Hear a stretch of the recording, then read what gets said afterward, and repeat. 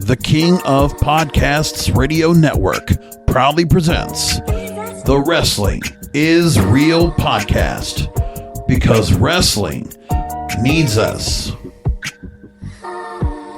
Here we go, episode 645 of the Wrestling is Real podcast. This is KOP, and the holidays are almost here, and we're wrapping up the wrestling year with a number of different things. We got a couple months left, I know, but still, like holidays, things start winding down for me. That's why it kind of knows where things are.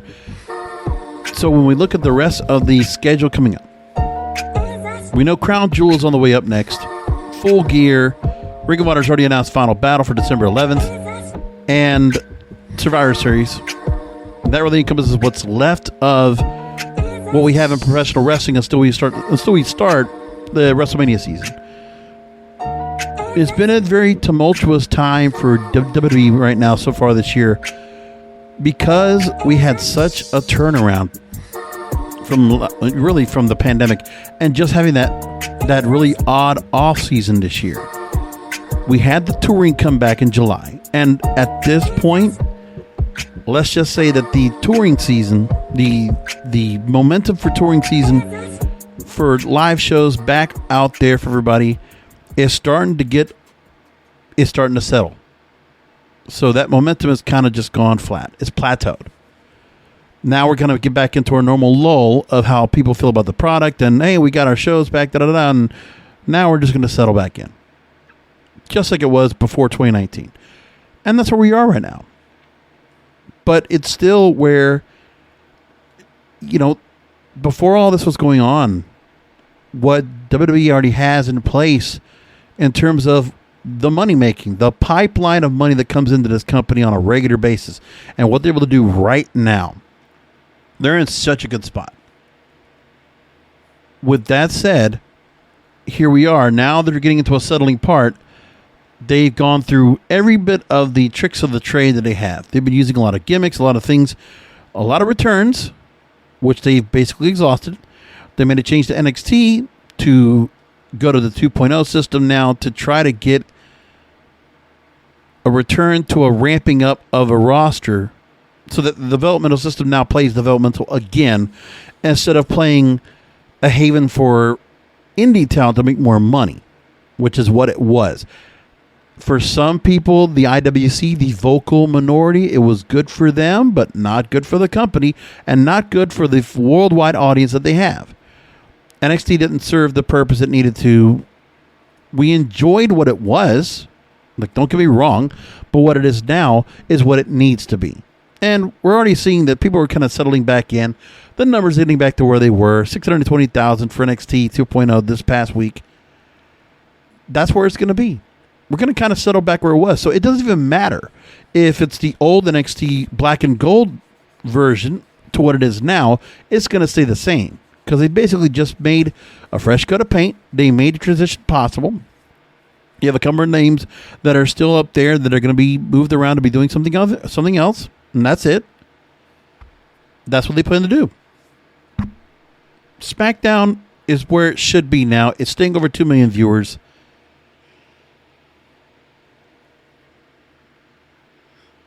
And you can tell that WWE is trying to do things to make sure that then end of the broadcasting bargain is taken care of.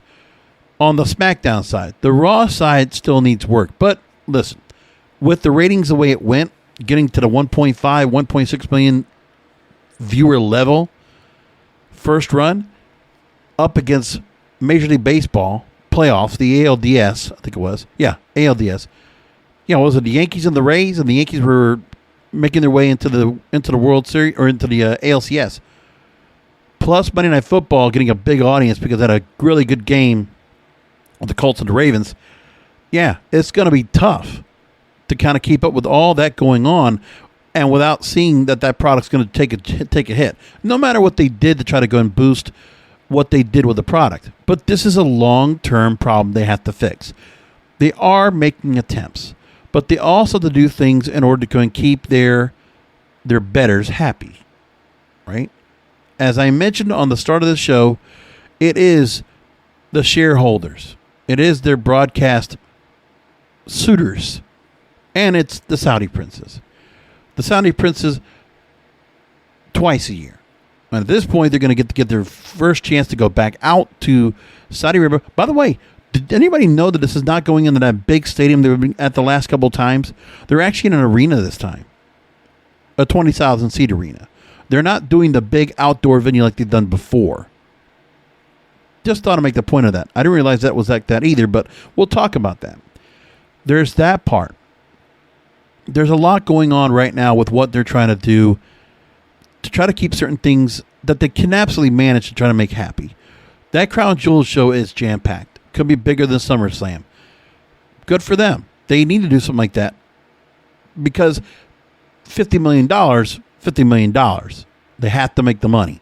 So they need to continue to do the things that make importance for them to keep the money coming in to fund everything else. But they need to make sure that the resources they're putting in. Listen, they've gone ahead and consolidated all their management, all their digital divisions, the roster. We need to start optimizing every damn resource, every damn soldier you got in your arsenal. That needs to start happening. Now, the days of having all these different stars and catering, there's still going to be some, but there are much less than there were before. And the catering is probably being cut as we speak as well. So you got that going on for you. They need to get this all figured out. Now, one of the things, this is the bigger picture of what WWE needs to be worrying about.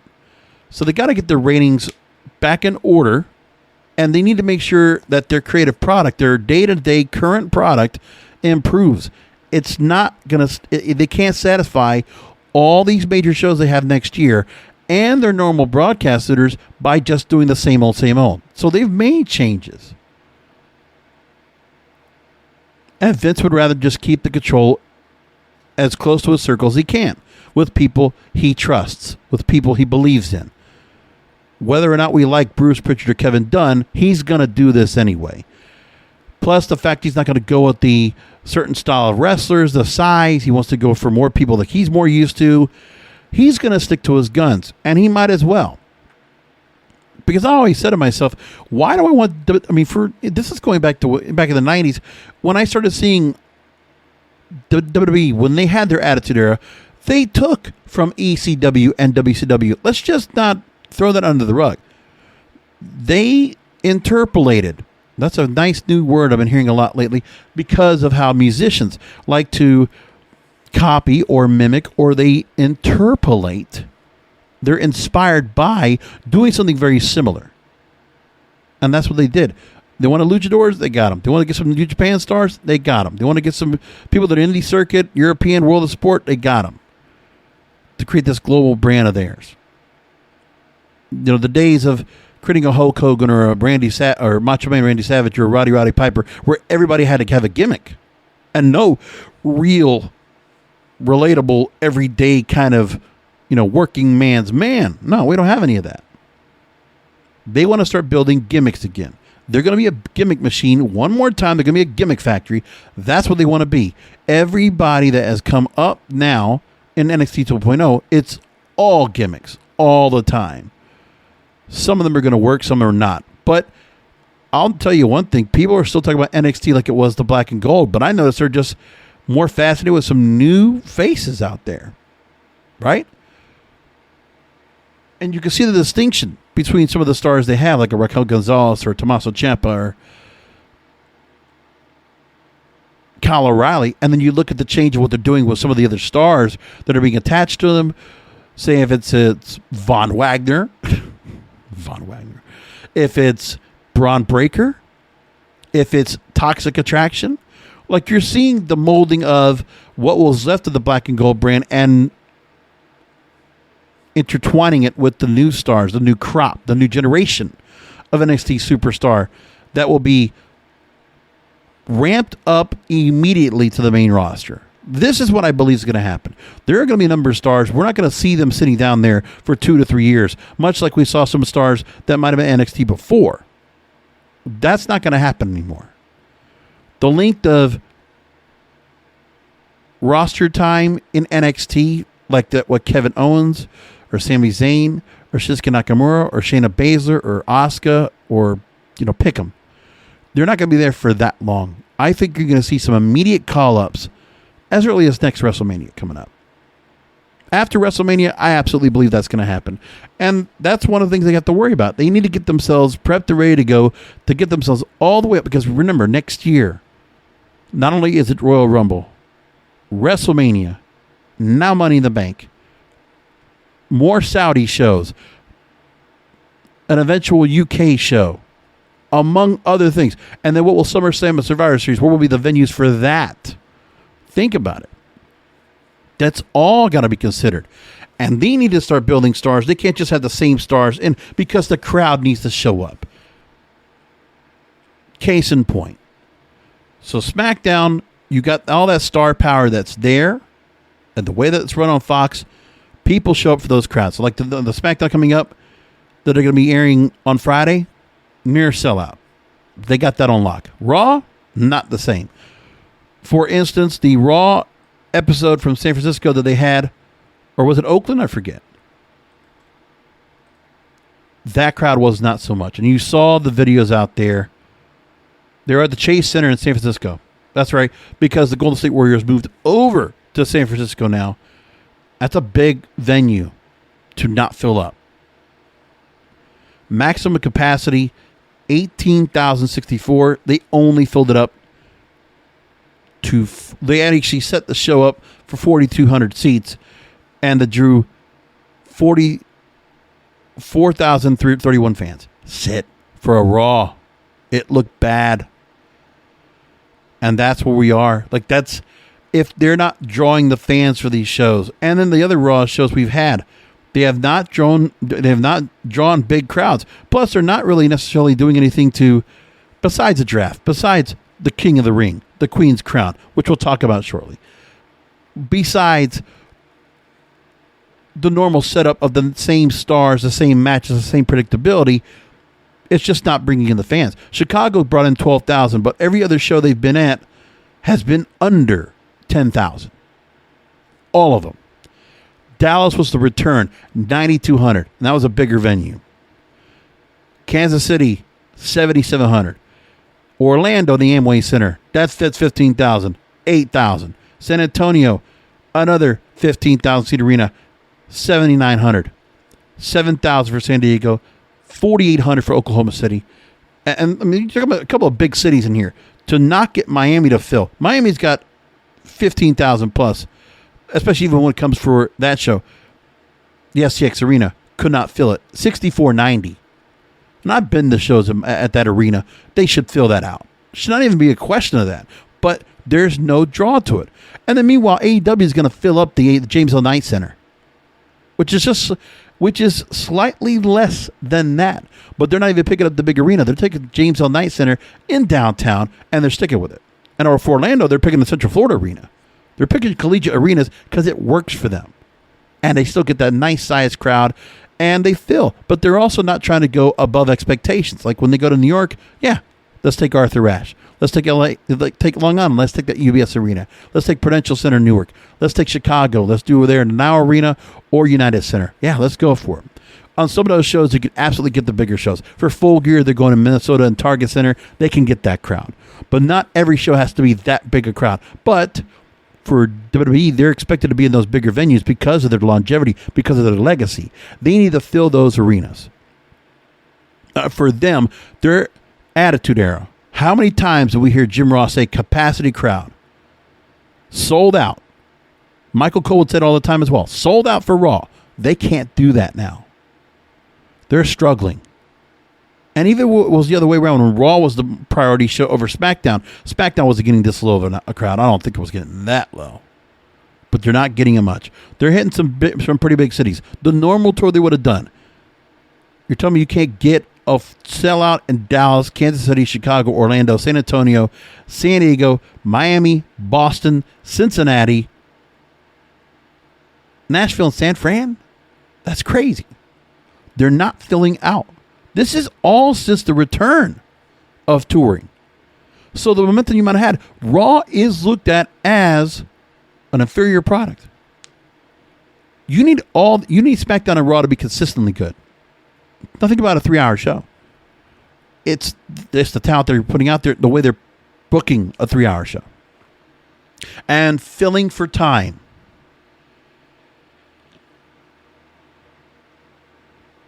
I mean, you got 3 hours, and the way they still run that show now, when they have so much talent they can work off of on a regular basis to kind of work off of and do something with, they don't. I imagine how tough it would be to do 16 segments regularly. But when they do duplicate, or they just take some of the same stars and then just milk them over and over and over, and they can't put out 30-minute matches. Not all the time. They can't put out, they can only do so many segments and so many different things. But that's because you just have to build up, like you gotta, Raw, when it was even 2 or 3 hours, look, you're not building anything. There's no ongoing arc to it either. If they would do even that, it would be better. They kind of do it, but not consistently. It's not something where you can, listen, you can sandwich something in the front and the back, but when there's nothing in between and it's just a filler in the middle, nobody wants that. You want a burger to taste good, the burger part's got to taste good, not the buns in between. You have to make it work. For the travel, you might be excited to go ahead and leave, and then you got to be excited when you get there. But that, you got to make that ride fun. It's like a roller coaster as well. Same thing. You got to make that ride fun, thrilling, exciting, interesting. Something. Raw's format cannot be what SmackDown is. And Raw's format needs to be something a little bit off the run. I don't know what they're going to do. Like, there's a lot of ideas we can go with, but they're just not working it out. They're not figuring it out. This is a big problem that they have. But Raw is not the biggest crux of the problem. Well, I think what they will do eventually is with this new setup. Now, they did the draft. So now it's going to be a new change up of the stars. If the shuffle does anything at all, we'll find that out. But just leading up the Crown Jewel, when you're leading up the Crown Jewel and you're looking at what they're going to be having for that show, like, let's just look at the Raw side just to see what they've been doing with it. When you just look at that part,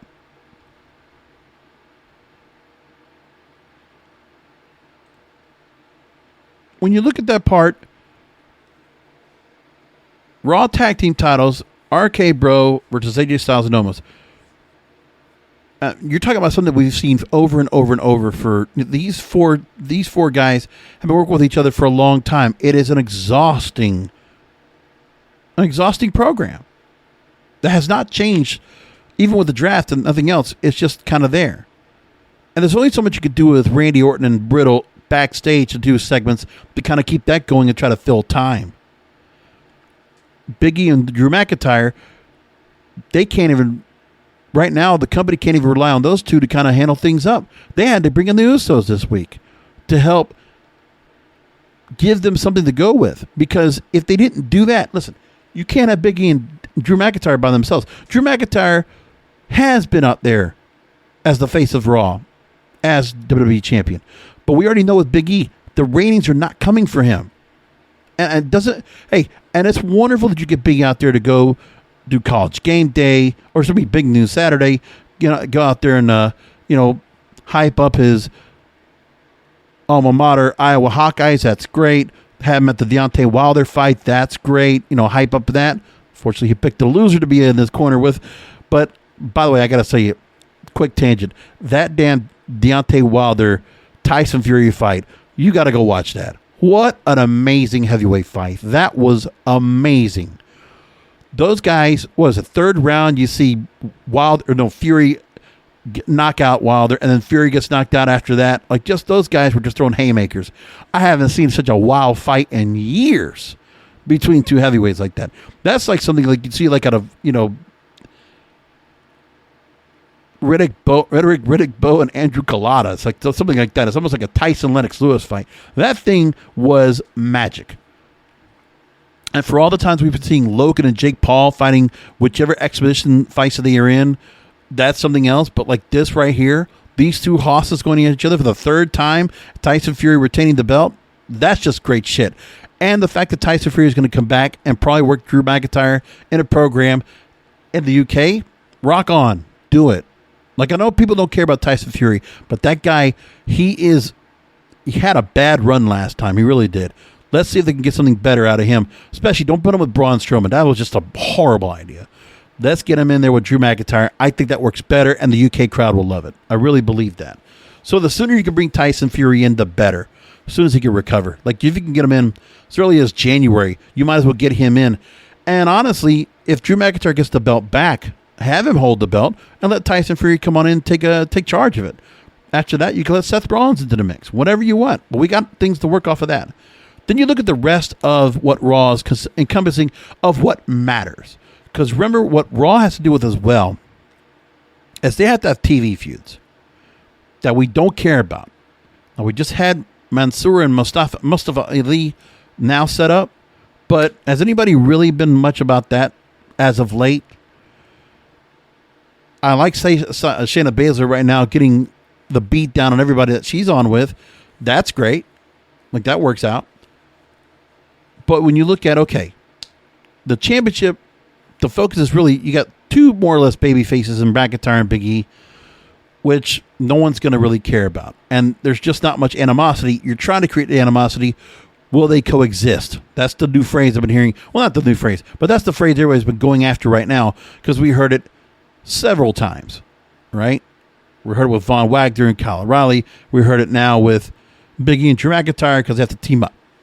And all that, will they coexist? And last week, or no, what was it, Sasha Banks and Becky Lynch, will they coexist? All that kind of crap going on. But there's only so much you can get done out of that.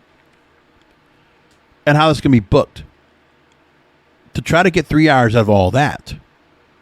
And then the Queen's Crown tournament, which we know has kind of been a fail. Even with a tournament, you're not going to give much time to the ladies. Yeah. Everybody's talking about that. Sure. They're not wrong. The IWC is absolutely not wrong about that. If you're going to make this matter, like, you want the matches to actually kind of go a little bit long. You're not going to lose people's attention span when it's something that matters. Like, if you got a match that's actually going to go to a tournament final that you're trying to build up, yeah, then let's make sure everybody earns their spot. Let's make sure you get maybe a couple more minutes. You got a couple of extra segments on Raw to at least do that. So if you want to do it, yes, Dana Brooke. So Shayna Baszler over Dana Brooke, that was a fine, wasn't a great match, but it finished at the right amount of time. But then everything else, it's like the use of Rhea Ripley and Nikki ASH and the Raw Women's title, all that kind of stuff. It's all filler. It's just bad. And people just don't care. Bobby Lashley and Goldberg, because Goldberg, we can't put him in action. So we all have to just do vignettes with them.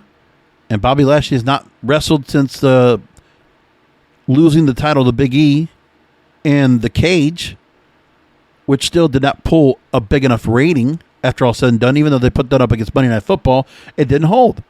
And they just have to realize the fact that Monday Night Football is finally making its way back because ESPN made some significant changes. They changed the booth. Let me tell you, the matchups have been really good. The booth they have now with Steve Levy, Brian Greasy, Louis Riddick, it's a much better booth. The Eli Manning, Peyton Manning shit has worked because people keep talking about that. So, like, they're working on all cylinders right now. Monday Night Football is as good as it gets after having a couple of bad years. So ESPN's, got themselves back to where they need to be with that, and they're hitting pretty good. Meanwhile, you got that and the baseball playoffs, which kind of weird. It actually runs on Mondays. I actually thought there were some days where Mondays, like the way the schedule will be run, but they're running the divisional series. So you're going to have every day basically a baseball game of the playoffs or multiple games that are going to be played to try to run through the playoffs. What are you going to do? And they're all playing prime time as well. After that, like, what else do you have? When you look at the Raw side, what else are you working with to kind of work that out? Like, these are the kind of problems they have. It's the SmackDown side. We know that you feel like there's a lot more being talked about when it comes to Crown Jewel. And the matchups leading up to Crown Jewel, there's a much better job of focusing because it is a 2-hour format. And with what they're doing, it just works better for what they're trying to do. It works for them overall. Because when you look at SmackDown Women's title, you got Lynch, Banks, Belair, which you had to go and cross over into the Raw program to try to get some kind of boost off of that, basically creating super shows. But this audience is not going to come right back for all of this. And you just can't get these fans, the casual fans, nor the IWC. You're not going to get enough off of this to get other fans on the fringe that would normally think about, oh, we're going to watch Raw tonight, without having anything that's either nostalgic or any kind of stars of the SmackDown side. Well, they're basically not having the SmackDown roster over on Raw.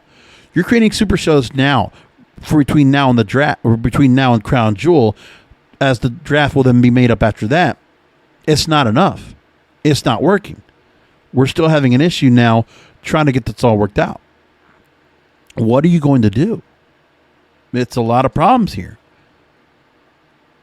Roman Reigns, Brock Lesnar, you got quite a bit off of that. Great work on that storyline right there. The women's title, getting a lot of time as well. Like, you're working with people that were pretty well on the promo department to build off of that. Plus, a lot of the things that you're doing right now as well to go and leave Adam Pearce and Sonya Deville to be important in that. Plus, some of the other storylines they're working on when it comes to Happy Corbin, Madcap Moss. Whether you like it or not, it's working. I think people are kind of responding to it because the ratings don't drop about their segments. People are not just, tuning out. It's kind of working out for them. It works fine with the Kevin Owens stuff, even though Kevin Owens might be lame duck right now doing this with Happy Corbin until his contract is done. He's on the way out. Like, we got that to kind of think about.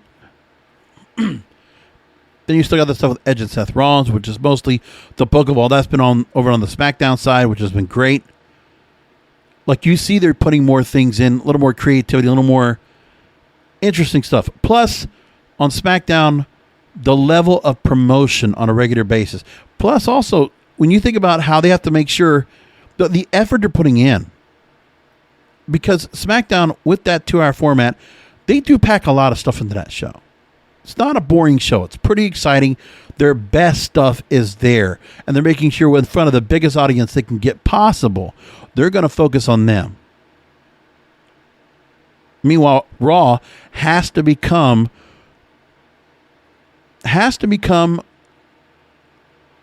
the goal, ultimately, for all these stars in NXT 2.0 to eventually make their way up. They need to be ramped up to Raw. And they got to find a way to do it. And they need to find some way to fix their issues when it comes to trying to get something with that 3-hour format to work. Why they have not changed that format, I don't know. But the formatics of that show has to change. So many commercials they have to deal with. The way that segments are played out, they have to find something to keep that up. They got to get more picture-in-picture going on for that show as well to keep people on board. But they're trying to keep the retaining of that audience on a regular basis. And knowing you're not putting anything out there on the start of the show that absolutely gets the attention of the crowd and makes them stay. You got to promote that show on Mondays much better. You got to start booking shows with the lineup ahead. Because we already know for the SmackDown, the Superside SmackDown, they already started booking matches ahead of time. We saw that. Sasha and Becky, we're going to do that match again. And people will watch that. And there are other things being included as well that they got to make sure they go and build off of to make sure people will watch. They have to work on it.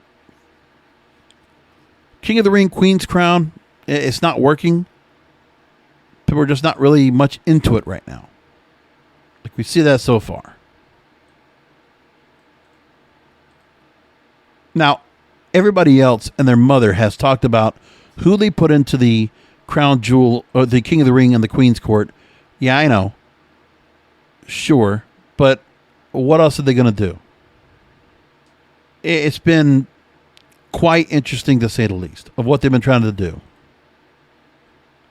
So for the 2021 event, so far we know,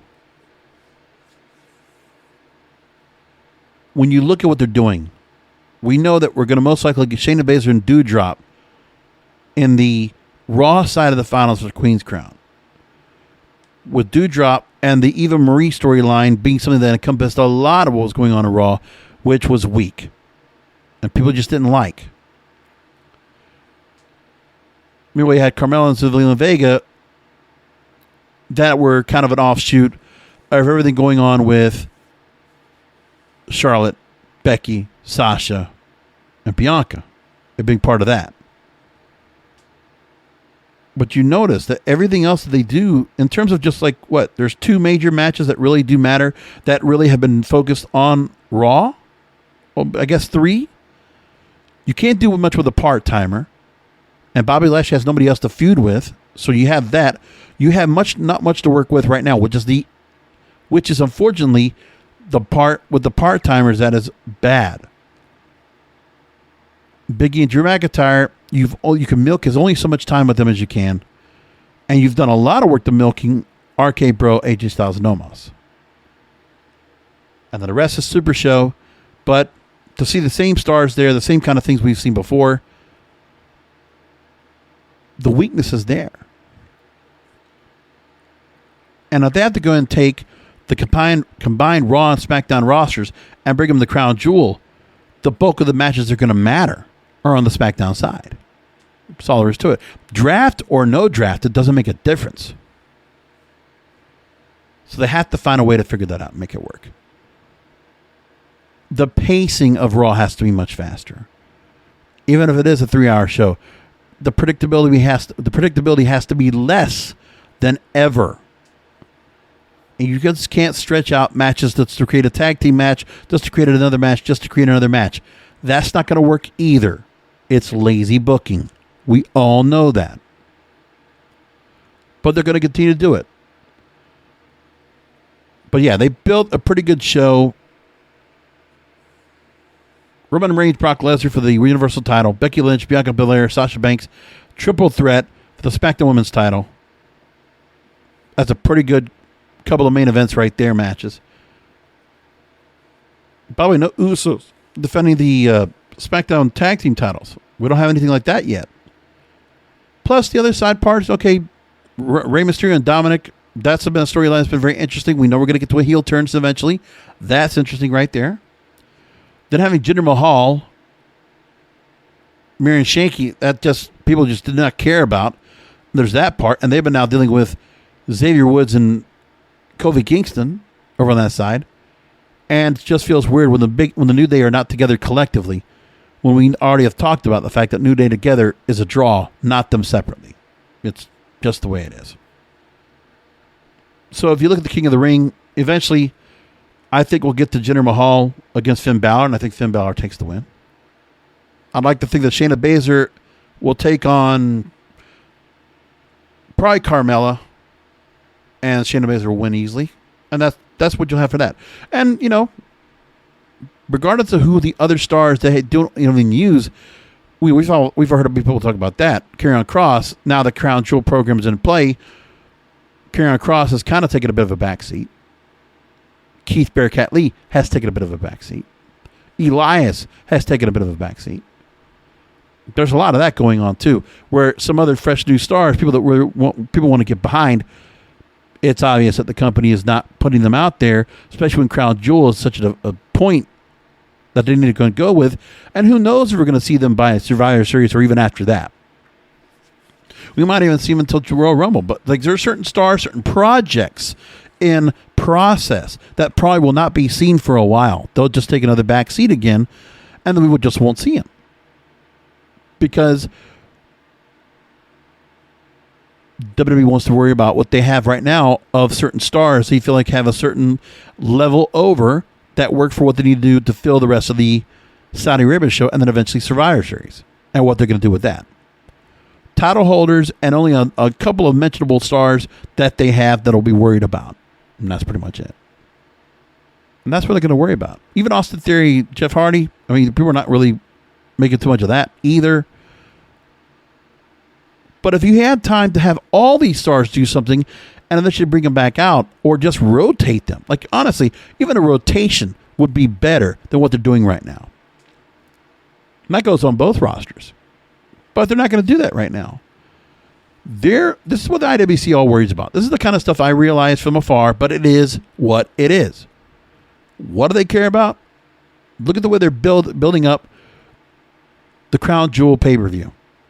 When you have a solid couple of main event quality matches for the men and women, by the way, the women getting the triple threat match, which will be a main event, and continuing to go ahead and build up on trying to create equality, trying to create a social message in Saudi Arabia for a country that is not near the progressive nature that this country is, or the Western world.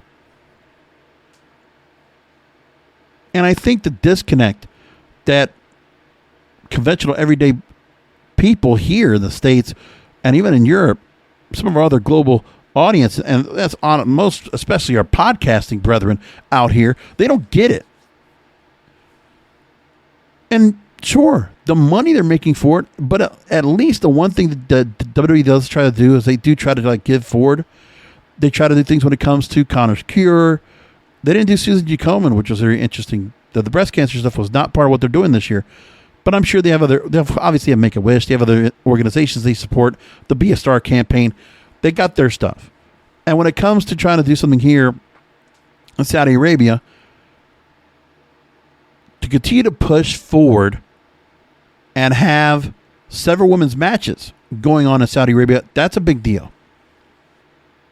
They're not holding back on being able to go and do their normal agenda in Saudi Arabia and not necessarily having to do something very specifically that's going to be kind of pushed back. We know there's a lot of controversy about going to Saudi Arabia. We all get it. And I think everybody should just settle in the fact that this is not going to change. It is what it is. They're going to keep doing what they're going to do. The shareholders like the fact that, hey, we're getting a $50 million windfall guaranteed for this event. After all that's going on, what other event do you know of? What other sports league can do one event and get $50 million bucks?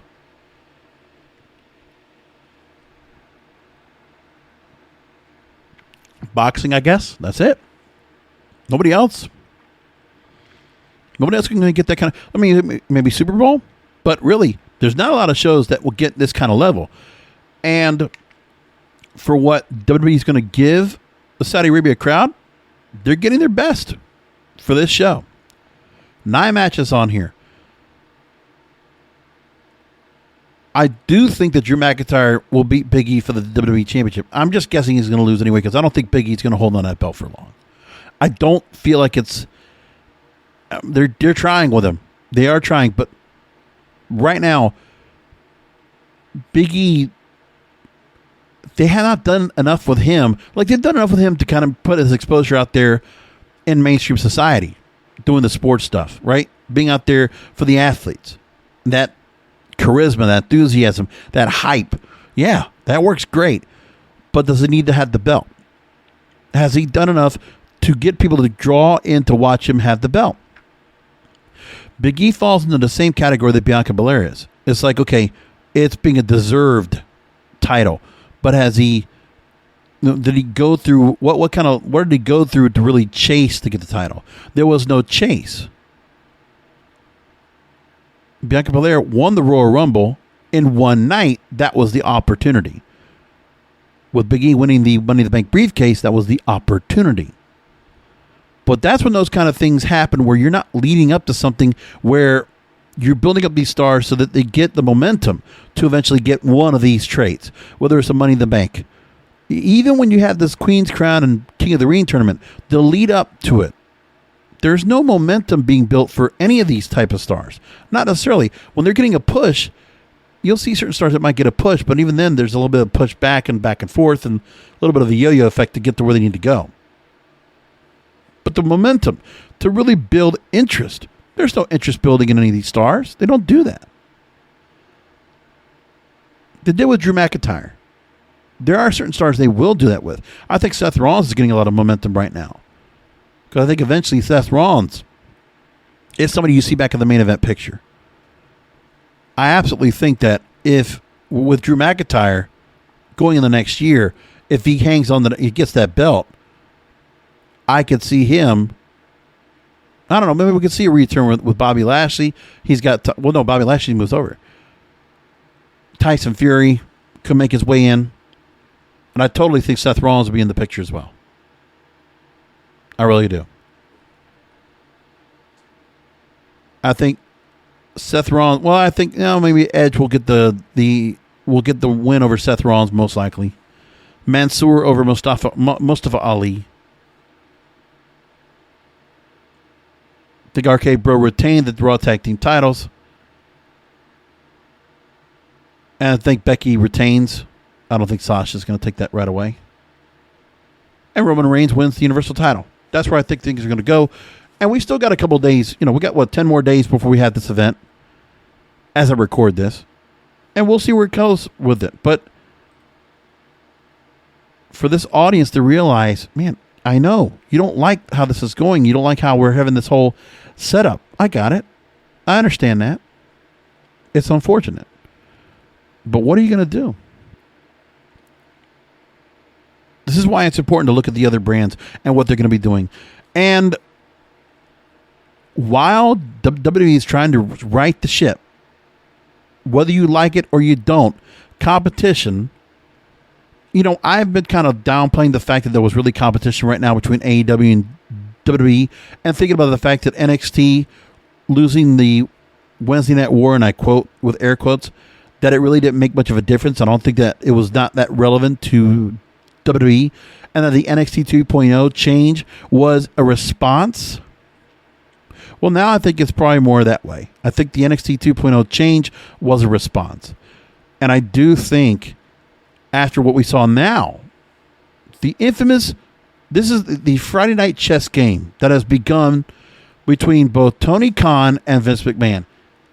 Well, let's start with this first. Let's go into that part because everybody's talking about this. I didn't want to be one of those people to talk about it, but yeah, it is an interesting chess game. That's what this is. I'm going to take the latest from WrestlingNews.co. What's going on so far?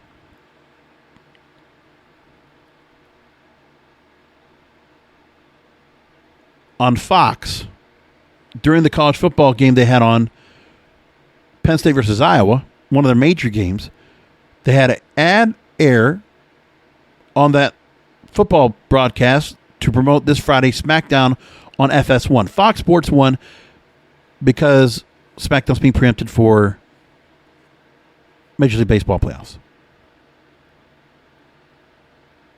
For the American League Championship Series.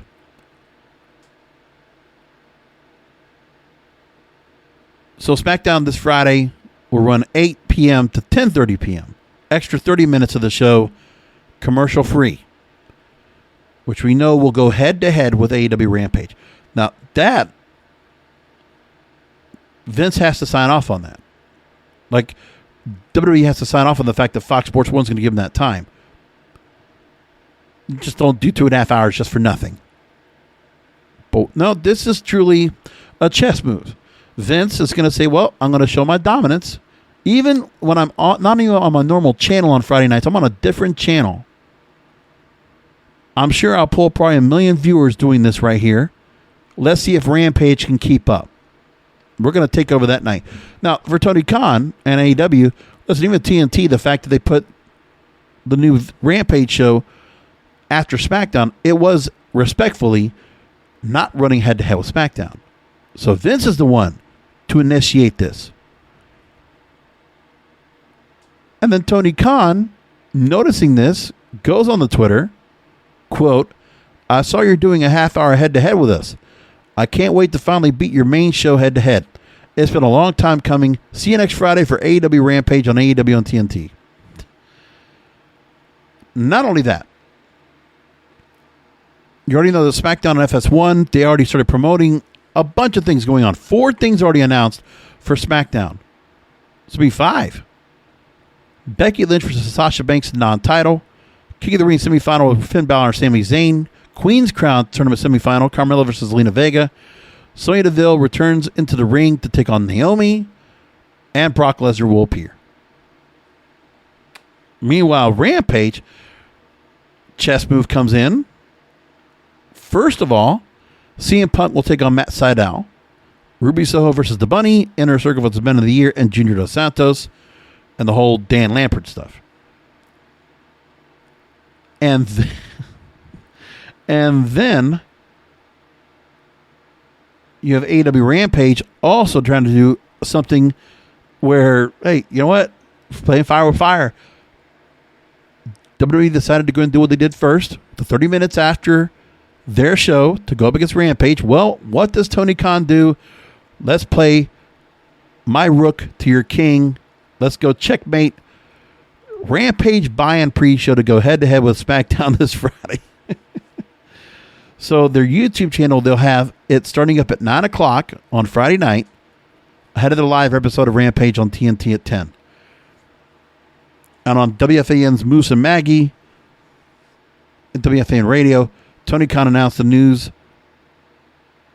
that the pre-show is going to have 2 matches in the broadcast, 9 to 10 p.m. on YouTube.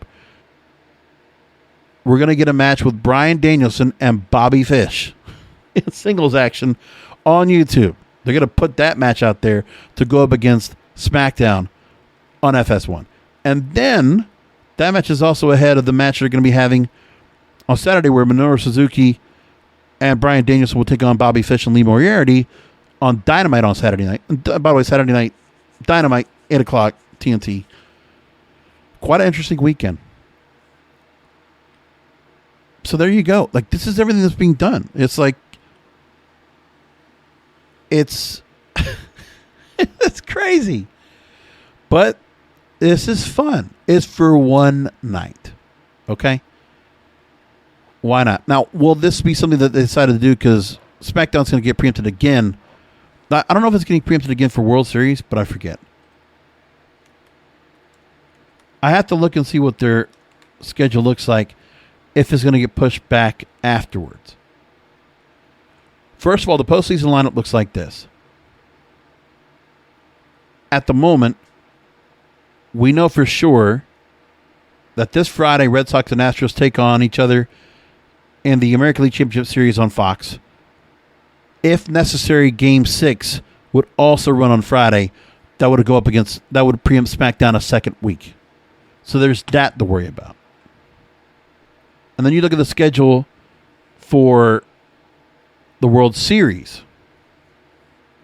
The World Series will also have most likely Game 3 of the World Series coming up later on this month, October 29th. You'll have that to worry about. So there's a good chance we will have, we'll have a good chance to see 3 weeks preemption of SmackDown on Fox and moving to FS1. So it could be it could be very much be 3 weeks straight. And that's unfortunate for them because of where they are. So they're going to have to worry about that part. So ALCS will be on Fox.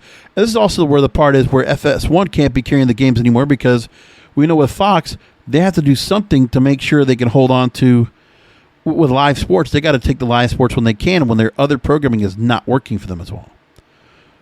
So this could be a couple of weeks that the WWE decides to go ahead and play chess with AEW on Friday nights with their scheduling. And this could very well happen. The real question will be the outcome. Because you have to go and take a look. Everybody's going to be paying attention to that second hour of SmackDown. Will there be a dip in the rating there, second hour, to watch this Bobby Fish, Bryan Danielson match? And then you have to look at what Rampage does in their hour going on after SmackDown and see what they go on with that. There's a lot there. Like, it's actually kind of surprising that with FS1, they didn't just bother to go and just do a run over like they normally do. By the way, did you notice on Raw, there was no overrun? It stopped. They went to the Chucky series premiere right after that.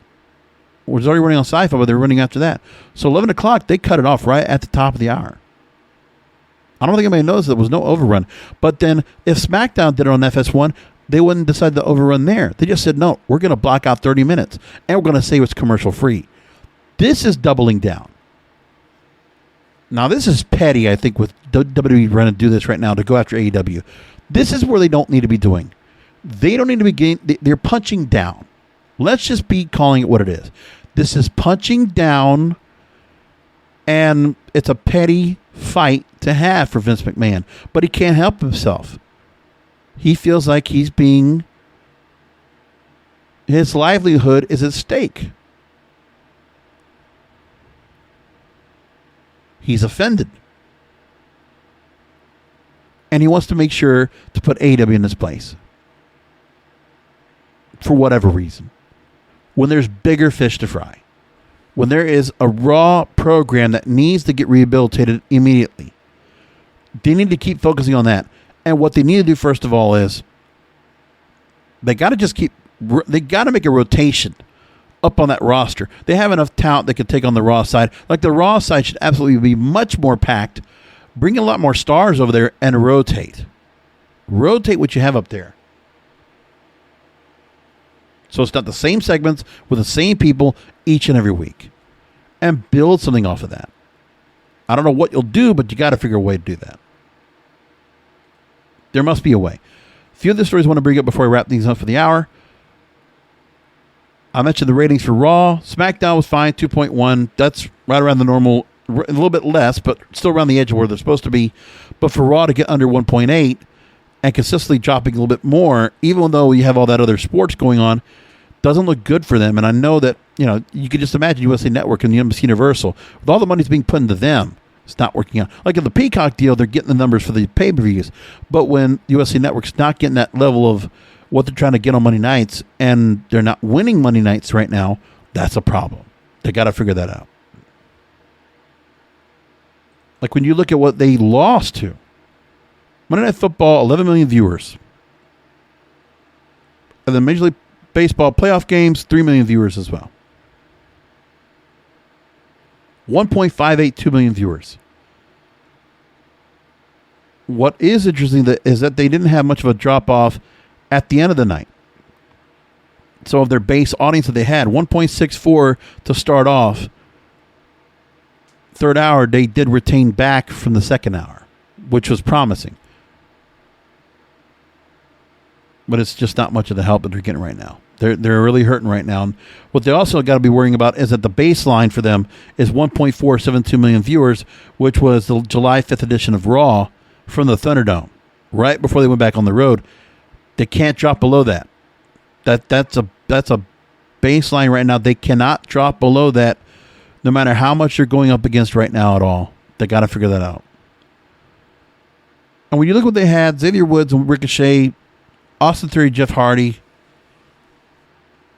Like I said, you had the tag team matches, Banks, Belair, Lynch, and Flair. Biggie and Drew McIntyre that were not, they just did a little bit talking back to each other, jaw-jacking each other to get started. And then a tag team main event with the Usos did not draw. To the point that Roman Reigns now, for an upcoming show, where did I see that? Roman Reigns is now being promoted for an event. Oh, yeah, the Long Island, New York show, the UBS Arena. They're having to go and bring him in to sell out the show. So they have to bring him in because there's just no choice. At the moment, WrestleTix is reporting over 2,700 tickets were sold and distributed for Raw in Long Island. AEW Dynamite will be there at the UBS Arena in Long Island, New York, December 8th. They've already sold over 7,300 tickets. That's not good. Regardless of how AEW is going to do, because they're just hitting new markets. And they got a whole lot of new talent, a whole lot of momentum. Roman Reigns having to be drawn, and you got to work him double time, just not helping much. Got to worry about that. Now, a couple other things I want to bring up when it comes to Crown Jewel.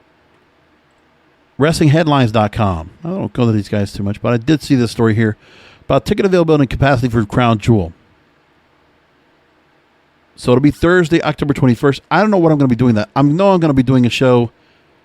By the way, the show will air on Peacock, noon Eastern, 9 a.m. Pacific. So what I'll probably do is I'm going to probably go ahead and delay doing the normal Wrestling Goes Real podcast for Wednesday, and I'll just preempt it to Thursday. I want to make sure to cover Crown Jewel on that episode. I don't know. Unless I feel like there's something going on next week where I feel like I want to do a regular hour-long show and do a rant. If not, I believe I'll just wait till Thursday and I'll just do a normal Wrestling Goes Real podcast and start off with a recap of Crown Jewel and go with that. Probably best.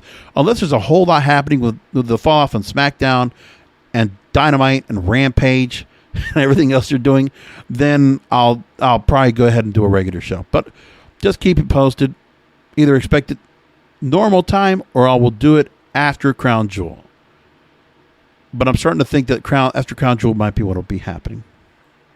Well, Riyadh, Saudi Arabia, that show is sold out. 22,000 fans will be fitting into the... Now, it's very interesting what they're saying. They're trying to say it's the King Fahd International Stadium, but it's not. I've been reading in several different places that the venue this time around is the Mohammed Abdu Arena on the Boulevard, which is a normal indoor arena, not an outdoor stadium like they have done the last two shows. So this one I'm looking at right now is that. The other thing, too, is that Becky Lynch made some comments about why the SmackDown Women's title match must steal the show at Crown Jewel. And some interesting comments being said about that, which I thought was really good. She says, quote, "This is my first time will be my first trip to Saudi Arabia, but I've only heard great things about the country from the guys who've already been over. Everyone's so nice when the guys go over, and the people there have been grateful and appreciative of us going there. Being able to inspire people is the most important thing. That's why we do this. We're seeing a whole new generation of women and kids, and hopefully showing them what is possible and what can be done. It is hugely important for us to go over there and steal the show, which of course we will." Okay, a couple of things I want to talk about as well. I don't want to talk about Tony Khan saying, "Oh, the Raw show sucked." I'm not going to worry about that. That's the least of things to be concerned about.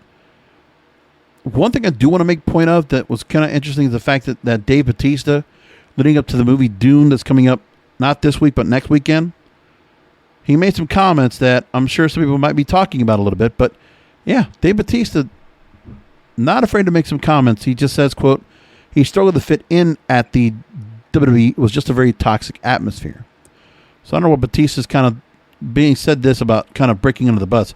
He had a new interview with Men's Health. And he says, quote, wrestling is very competitive, it's very cutthroat. You're put in a position where you have to posture up all the time, and it's exhausting, and it's just exhausting. He confesses he felt out of place during his first years in the company, worried that he wasn't winning fans either inside or outside of Vince McMahon's media Goliath. Quote, I couldn't get comfortable. People didn't like me. I was doing something wrong. The company wasn't going to do anything with me. They didn't know what to do with me. They didn't know where I fit in. He says that his second marriage failed in large part because of the demanding commitments required by his career. He also said that he made cliche mistakes and was spending his sizable paychecks on stupid stuff like fancy cars and lavish homes. Quote, I wasted all that money. I could have done a lot of good things with that money. I could have helped people. I could have helped animals. But honestly, I was miserable. I was just trying to buy happiness. He is busy, by the way. He's going to be doing Guardians of the Galaxy Volume 3. That's coming up on his roster of things to be working on. He says he does credit the WWE with helping to shape this kind of roles he excels at playing on the big screen. Quote, I found out in wrestling that I like being the bad guy. I don't know why this happens, but there's something about me that people like as a bad guy. So there's that. It wasn't so much bad that he said, but when he's talking about the WWE right there in that same respect, it's also wrestling in general. I'm guessing that there have been quite a few people that will talk about that and make their comments about it as well. What can you say? All right, we're going to leave it there.